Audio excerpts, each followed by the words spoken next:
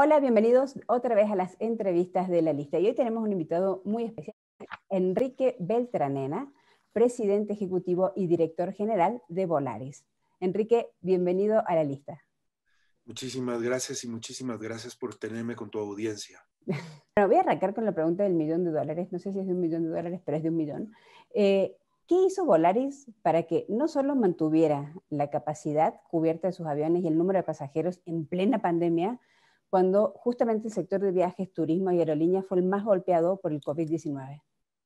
Bueno, mira, sí tuvimos una bajada, es decir, en el año 2019 manejamos 19 millones, 22 millones de pasajeros, el año pasado manejamos 14, ¿no? Entonces sí hubo una bajada, sí, y Pero sí, no fue igual que la competencia. pues definitivamente no, A ver, ¿por qué? es mucho menor.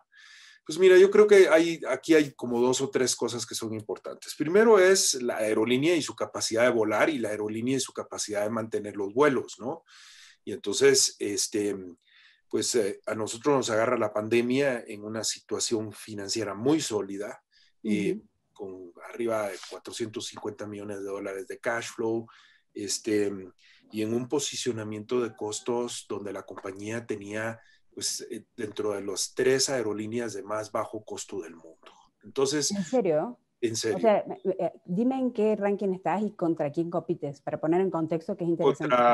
contra Ryanair, contra Wizz Air, contra AirAsia, que son las aerolíneas, las 3 aerolíneas de más bajo costo en el mundo, y Volaris está ahí metida entre las 3, ¿ok? Wow.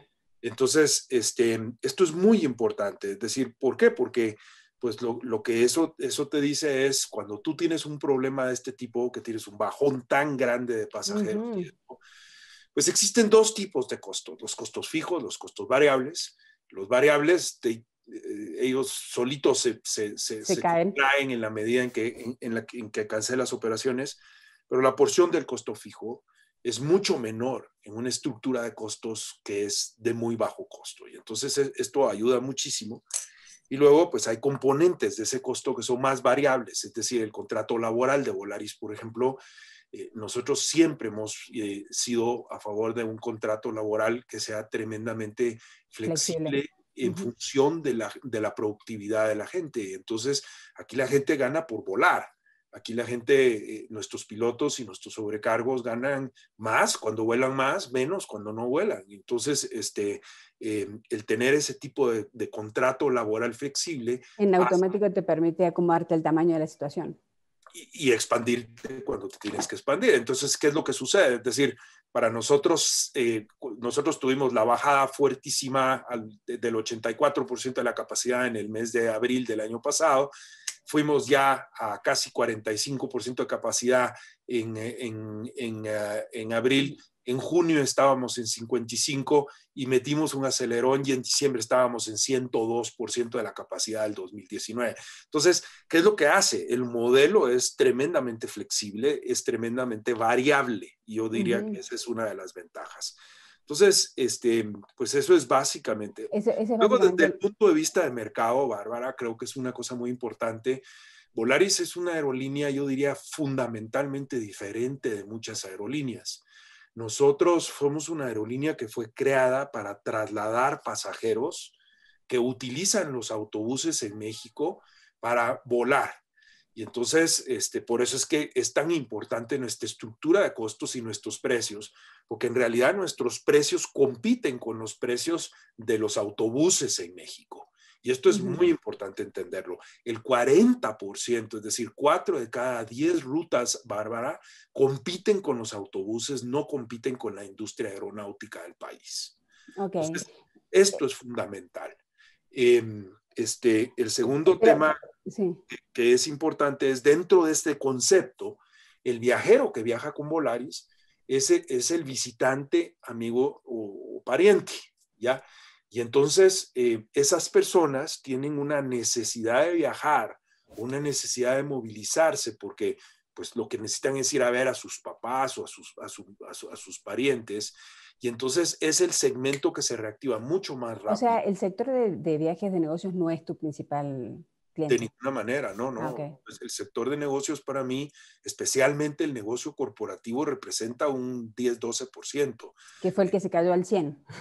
que fue el que se derrumbó. Es decir, el segmento de visitantes, amigos y parientes representa casi un 70% y turismo, y ojo, turismo en México, donde evidentemente pues manejamos turismo a la Ciudad de México, a Guadalajara, ese turismo se nos ha desaparecido, se nos cayó Oaxaca, se nos cayó Mérida, pero pues se nos Se mantiene la levanta, familia. se nos levanta el turismo abierto, es decir, las playas, y entonces, pues ese segmento se ha reactivado mucho más rápido, la gente necesita salir del encerramiento y han comenzado a rentar casitas de Airbnb y cosas de ese Ujú. tipo, y entonces ese segmento se acelera muchísimo más rápido.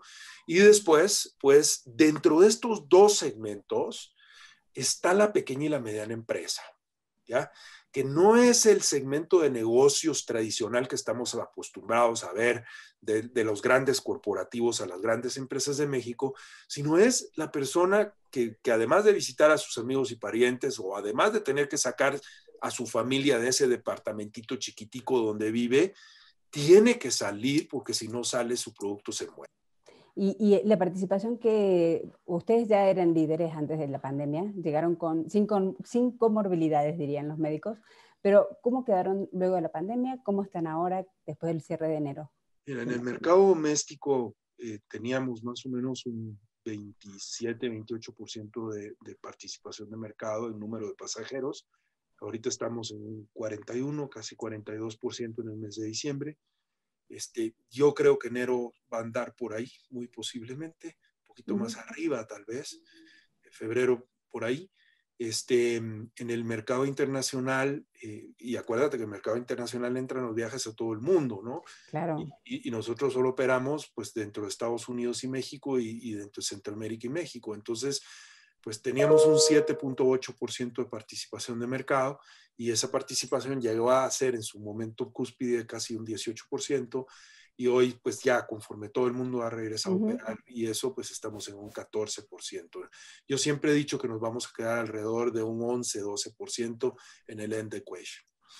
Ok, pero digo, a pesar de que cayó el número, el volumen de gente, ustedes aumentaron su participación de mercado, imagino que tu interés es, de acá no me muevo, me quedo con este tamaño. Pues sí, no.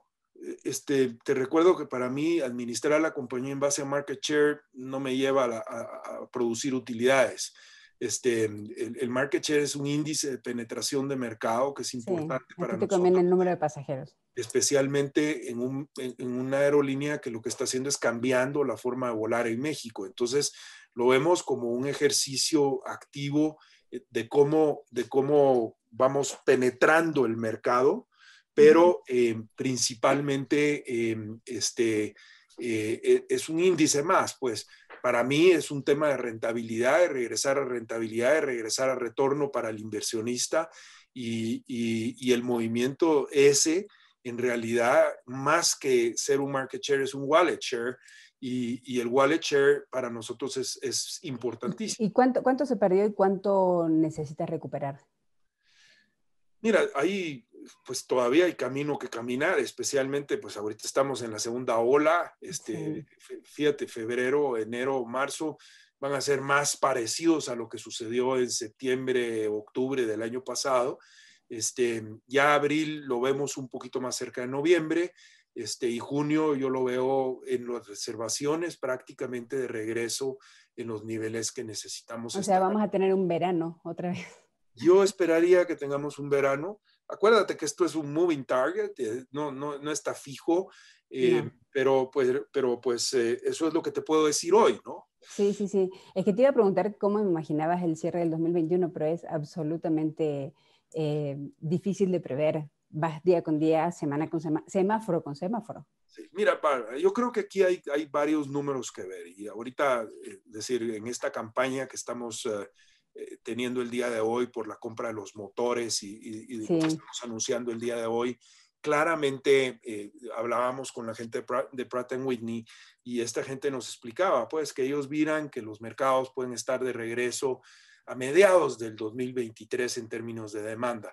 México anda más o menos a un 65% del total de demanda que debiera Wow. tener. Creo que es uno de los mercados realmente más evolucionados. Nuestra capacidad está mucho más alta que eso porque ha habido una contracción. Fíjate que cuando comenzó el año 2019, en México Sí, saber lo de la epidemia, claro. había más o menos 355 aeronaves.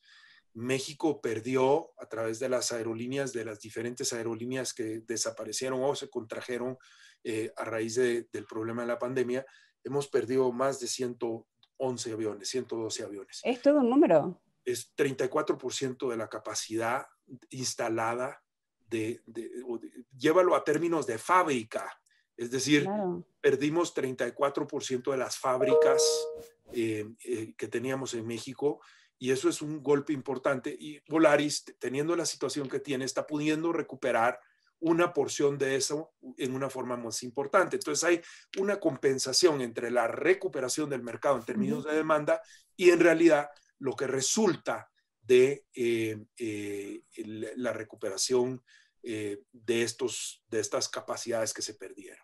Y justo tú trajiste el tema a la mesa. Era una de las preguntas que tenía, pero tú la adelantaste.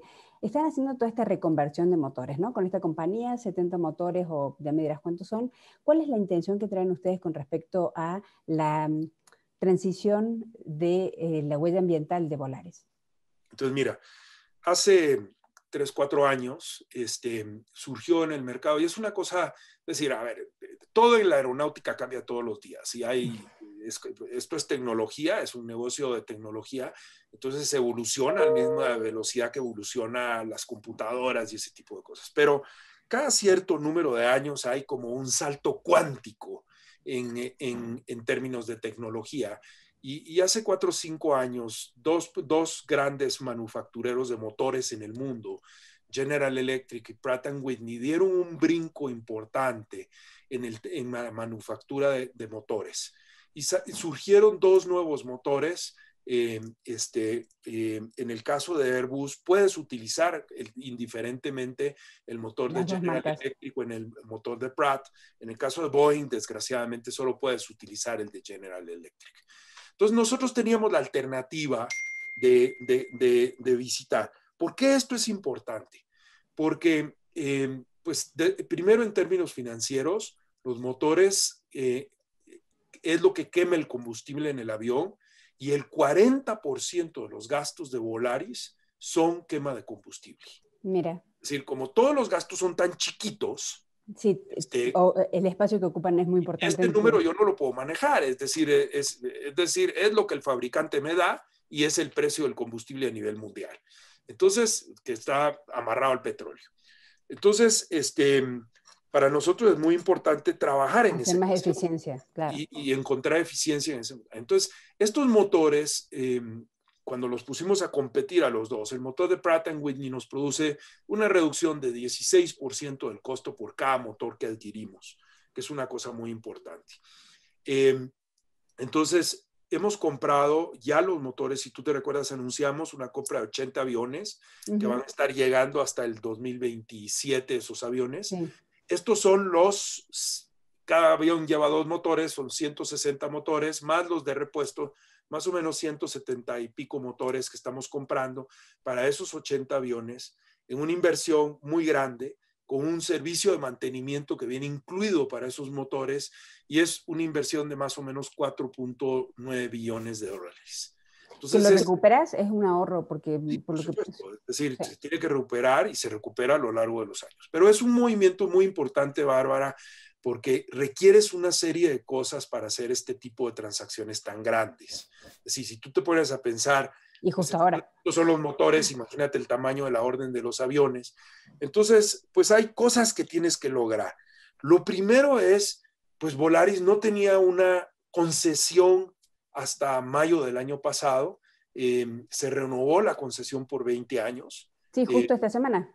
Entonces, esto nos lleva prácticamente hasta el año 2040, que es cuando este contrato funciona, digamos. O sea, si esta renovación de esta semana por 20 años de concesión en México te ayuda a cerrar este contrato de los motores. Sí, Perfecto. definitivamente. Entonces, nos tocó hacer un trabajo enorme con la Secretaría de Transporte para que entendieran que no podemos hacer inversiones en aviones, porque esto no es como ir a comprar el Toyota para los siguientes 5 años. Es una inversión No que sabía tienes que que no hacer, tenían concesión. y entonces te lleva hasta el 2020, pues, esta negociación.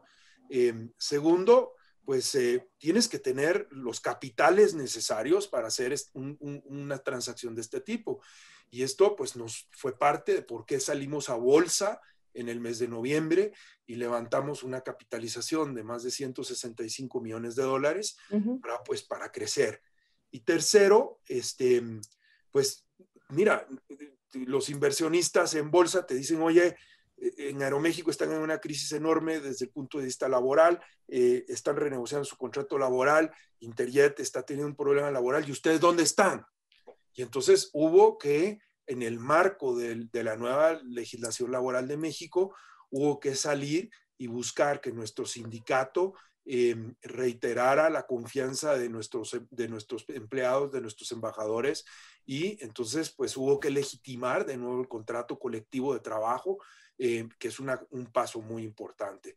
Entonces, si tú lo miras, pues no Son es un montón de simplemente, fases. oye, no es simplemente comprar aviones, es decir, hay que tener los capitales, hay que tener los financiamientos, hubo que ejecutar la capitalización, de la capitalización se ejecuta el contrato y hay que darle estabilidad a esta negociación por 20 años y proyectar un Volaris, pues que en realidad no simplemente está anunciando una compra de motores el día de hoy, sino que está haciendo un compromiso de 20 años con México para seguir siendo la aerolínea más importante del país. Es que justo te iba a preguntar eso. Yo sé que es como grande, pero me imagino que en tu presentación de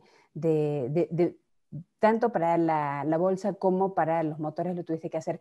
¿Cómo va a ser Volaris en 20 años? O sea, esta segunda etapa, esta concesión a 20 años, ¿te va a convertir en qué aerolínea? ¿En qué te imaginas? ¿O qué prometiste? Bueno, yo te diría que primero que nada, es decir, hay cosas, yo siempre digo, why fixing what it's not broken, ¿no? Es decir, el modelo de Volaris No es lo toquemos. interesante, es decir, la rentabilidad de Volaris es la aerolínea más rentable en México, es la aerolínea más rentable ahorita en el continente americano, desde el punto de vista En el financiero. continente, En incluido el Estados Unidos, continente americano. Entonces, su viabilidad, ¿por qué cambiar el modelo de negocios? Y no lo entonces, tocamos. pues claramente, si tú me preguntas, oye, ¿qué va a ser Volaris en el 2040? Pues va a ser una aerolínea de ultra bajo costo. ¿Qué significa eso? Pues eso significa pues que tenemos que seguir haciendo progreso en el manejo de los costos. Cada día hay más competencia. Todo el mundo va aprendiendo lo que tú vas haciendo en términos de reducciones de costos y entonces pues Va van habiendo siguiendo. más aerolíneas que surgen en este modelo, ¿no? Uh-huh. Y entonces pues tienes que seguir trabajando en eso. Uno. Dos, tienes que trabajar estructuralmente en las cosas que te van a llevar allá. Y entonces, pues me veo con una aerolínea de más de 130 aviones, con un ¿Con más mercado rutas? pues que recupere su crecimiento en el 2023 y vaya siguiendo creciendo en las tasas que habíamos seguido creciendo en los últimos 10 años. Ponte a pensar, Bárbara, que en el año 2006, cuando nosotros arrancamos este proyecto en Volaris, el mercado doméstico era un mercado de 22 millones de pasajeros. Hoy, en el año 2020, es un mercado de 44, 45 millones de pasajeros en tiempos normales. Eso fue en el 2019. 19, claro. Entonces, y el 58% de ese crecimiento lo produjo Volaris. Entonces, es importante proyectar un mercado, pues que posiblemente puede llegar a ser alrededor de 85 o 100 millones de pasajeros en el año 2040. Solamente el mercado interno. El mercado Okay. doméstico. Hay otros 42 millones de pasajeros en el mercado internacional. Eso va a llegar a ser alrededor de otros 100 millones de pasajeros en el 2040. Y entonces tienes que tener el número de aviones, tienes que tener las personas, tienes que tener el equipo, tienes que tener el capital para llegar ahí. Entonces, pues evidentemente es un reto importante, pero esto lo que te refleja es que primero somos una industria muy intensiva en capital. primero, y segundo, pues que necesitas ser tremendamente actualizado y agresivo en la forma en que administras un negocio como estos, que es tremendamente complejo y demandante, en un mundo que tiene una variabilidad y un dinamismo increíble. Sí. Sí, y justamente hablando de aerolíneas, porque me llama mucho la atención, recién decías de América, ¿no? Después de la crisis que vivieron las aerolíneas americanas con las Torres Gemelas, no se llega después del la gran crisis financiera del 2008, vuelven a caer ahora. O sea, es como que es un sector, por lo menos en Estados Unidos, que no terminó de aprender de crisis previas. Pero quería preguntarle más al Enrique Beltranena, que conoce tanto este sector. Ahora estamos en una situación muy particular donde la salud es al centro, donde la seguridad ambiental está en primera línea, y se plantean cuestiones de seguridad, hasta de derechos humanos, en torno a tener estos pasaportes marcados de COVID-free, las exigencias que tiene cada país. ¿Tú cómo lo piensas personalmente? ¿Cómo crees que debería ser este regreso a la nueva normalidad? Yo sé que ustedes ofrecen las pruebas de antígenos muy rápidas para los pasajeros, pero ¿esto es algo que se puede mantener en el tiempo? ¿Cómo te imaginas los nuevos vuelos? El mundo es un mundo que ha cambiado en muchas cosas. Es decir, pero en términos de vuelos, yo creo que hay un tema que llegó para quedarse, que es la posibilidad de contagiarse en vuelos. Y yo te diría protocolos más, protocolos menos, medidas como las pruebas de COVID, cuarentenas o no cuarentenas. La gente se va a seguir moviendo porque somos un mundo global, somos un mundo donde la transportación es fundamental y eso sí necesariamente no creo que vaya a cambiar. Es decir, creo que va a cambiar el propósito, pero no creo que vaya a cambiar el hecho de La que forma. necesites transportarte, ¿no? Entonces, dentro de este contexto, Volaris se visualiza como una aerolínea que debe proveer la máxima seguridad al cliente, ¿no? Seguridad no solo, ahora desde el punto de vista de no solo llevarte y traerte del punto A al punto B con la absoluta seguridad aeronáutica que tenemos que hacerlo, que es la gran discusión del día de ayer de la inauguración de la pista de Santa Lucía. Es decir, a ver, vamos a operar ahí cuando tengamos pues totalmente seguridad de que podemos hacerlo en forma segura para el cliente, ¿no? Sí. El segundo punto es, tienes que proveer una seguridad interna. Y aquí, fíjate que es una de las cosas que aprendimos en el H1N1 en el 2009.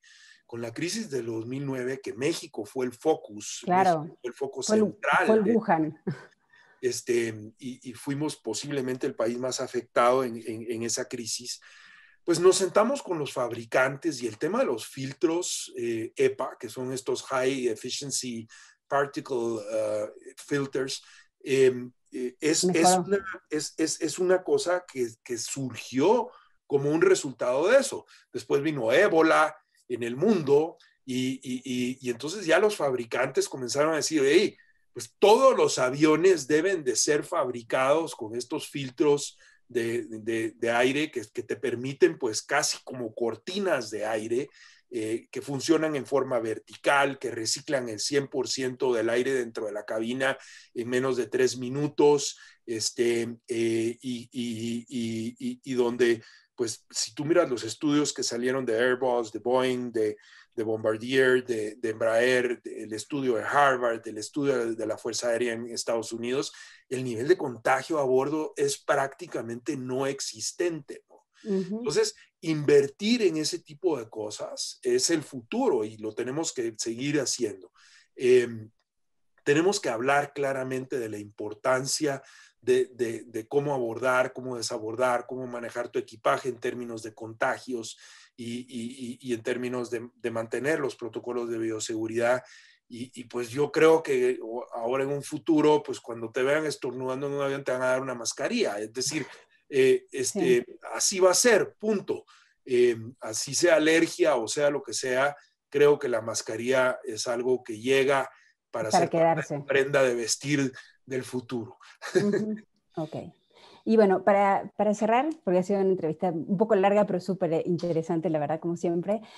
Como este programa se llama La Lista Enrique, siempre le pedimos a nuestros invitados que nos hagan las listas de 5 cosas. Y en el caso de Volaris, me encantaría que nos dijeras las 5 cosas que necesitan en general las aerolíneas para poder aterrizar correctamente en la nueva normalidad. Mira, yo te diría la primera, pues es tener es como, la analogía perfecta es el atleta. Tienes que tener cuerpo de atleta. Hoy más que nunca tienes que ser un atleta de olimpiada. Y entonces la constitución física de tu empresa tiene que tener el más bajo costo y ser lo más eficiente. Poca grasa. Poca grasa. Segundo, yo te diría ninguna grasa, porque la verdad es que está muy difícil sobrevivir con grasa. El segundo tema es, tienes que tener el capital necesario para hacerlo.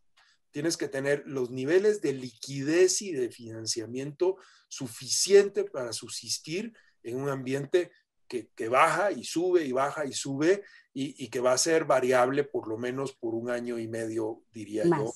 El primero Dios que no más. Tercero. El tercer tema, creo que tienes que tener un modelo de negocios bien definido. Los modelos de negocios en la aviación, Bárbara, han cambiado sustancialmente.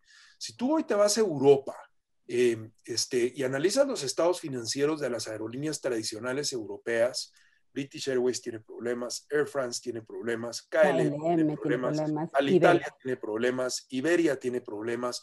Entonces, el modelo tradicional de las aerolíneas tiene que cambiar, ¿ok? Sí. Y tiene que evolucionar. Y las aerolíneas que están siendo rentables y viables en el mundo son las aerolíneas de ultra bajo costo. Ryanair, Wizz en el centro de Europa, AirAsia en Asia, etcétera. Puedo seguir allá. Ahora hay miles de aerolíneas de bajo costo, pues no miles, pero cientos de aerolíneas de bajo costo en el mundo que están demostrando que son viables. Entonces, el tercer elemento es un elemento de viabilidad por tu modelo de negocios. El cuarto elemento es el equipo de trabajo. Bárbara, yo te quiero decir una cosa. En esta compañía despachamos 344 despegues diarios. 65,000 pasajeros diarios. Tú no logras eso con un director general bueno. Lo logras con una familia de embajadores que realmente entienden el negocio y que son los mejores en cada uno de sus trabajos. El equipo directivo de Volaris ha demostrado desde la fundación de Volaris que es uno de los mejores equipos de trabajo de la aviación en el mundo.